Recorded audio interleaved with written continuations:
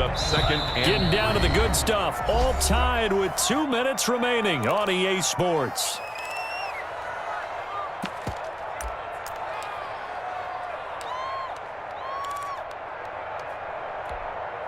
So it's Falcon football as we welcome you back.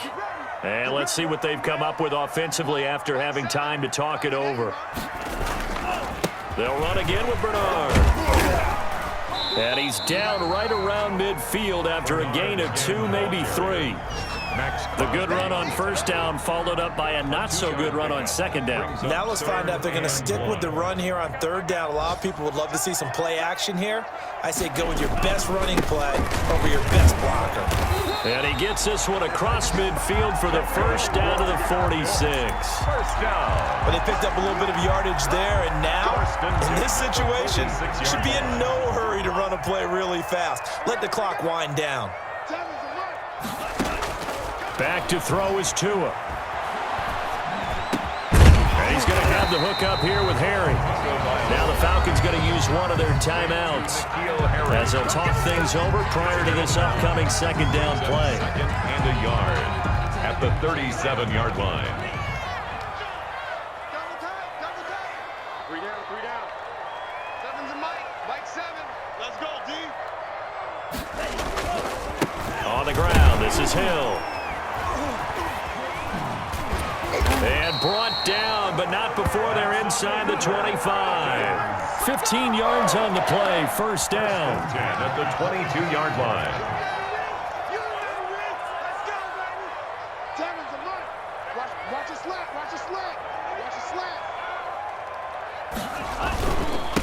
Here's Bernard.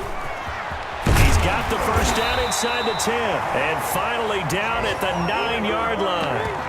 Back-to-back nice gains. That one for 14 yards and another first. We often give credit to the O-line there. 2 tight end formation. Those tight ends block pretty well also. Yeah, that's one of the most dynamic positions in football now. The tight ends who can block at the line of scrimmage at the point of attack, and they can also get downfield and catch the football.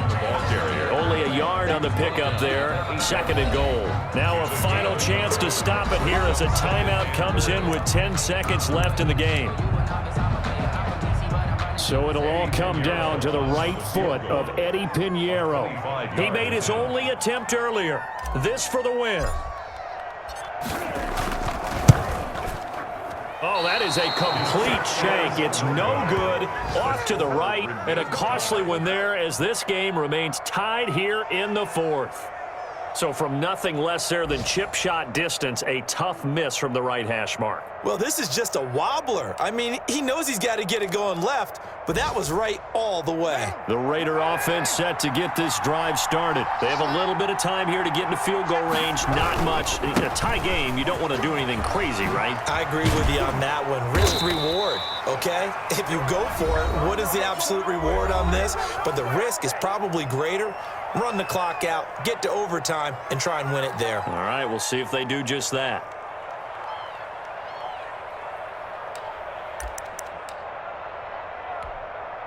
One play has him to the 37 here for first and 10. Play action. Now it's Carr. He sets to fire deep. And this will be caught at the 30. And he'll be out just a yard or 2 shy of the 30. And here in overtime, if the team that receives the ball scores a touchdown, it's over. If they don't, we can still have some more football. That's exactly right. If they go down and kick a field goal, the other team gets a possession to either match it or score a touchdown to win the ball game. If both teams kick field goals, the next team to score wins. But if the receiving team throws a pick 6 or fumbles the ball and it gets picked up by the defense and they score, the game is over at that point. Eddie Pinheiro set to kick off. So we're right back where we started, all even as the kick's away. Fielded a couple yards into the end zone. And tackled at the 21-yard line, so a net negative there of 4 yards. 21-yard line.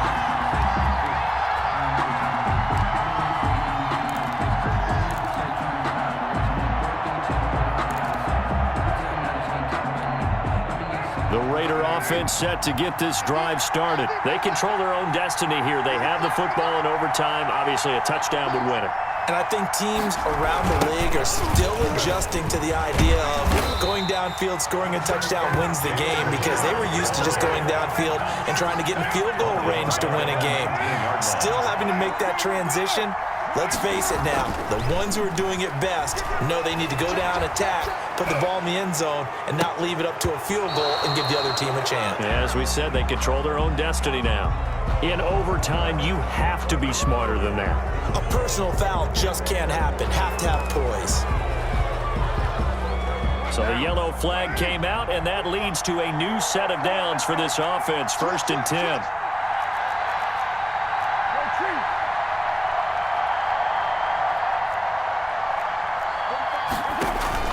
First throw of overtime for Carr. Oh, and it's intercepted. Picked off by Darquez Denard. And they have the football and will set up shop at the 33-yard line. A costly mistake here at OT. And you know what they say, when you throw an interception like that in overtime, you don't usually get a chance to throw a second one. I mean, I'm not sure the analytics on it. Let's ask Marvin, our statistician, to ring that down for us. That's typically how coaches and teams feel about it. If you throw one, you likely cost yourself the game. First throw of the OT session for Tua. Short throw underneath to Hurst. A gain of 6 there on first. Now that's staying ahead of the chains. Really good pickup on first down, hitting the tight end there. Now it brings up a second and manageable. Just found a hole in that zone. On second down, Bernard.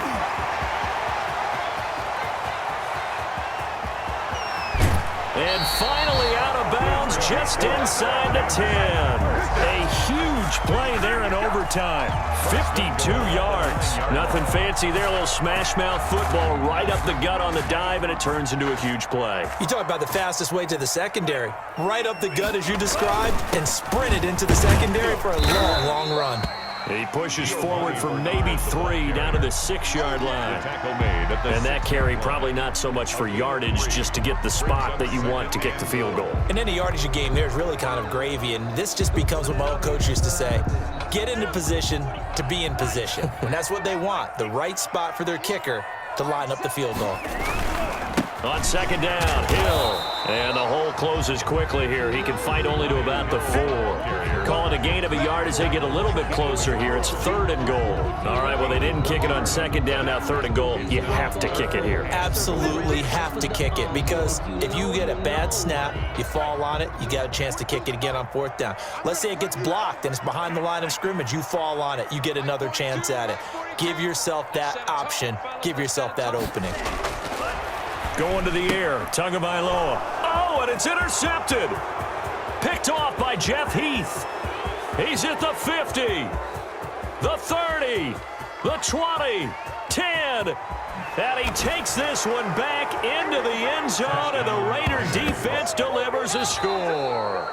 In overtime, today. Still catching our breaths from that electric finish. You get into overtime, that's one thing. It was a great 4 quarters. But then in OT, not only to win it, but to win it on a defensive score. Wow. Oh, definitely. And I think from now on,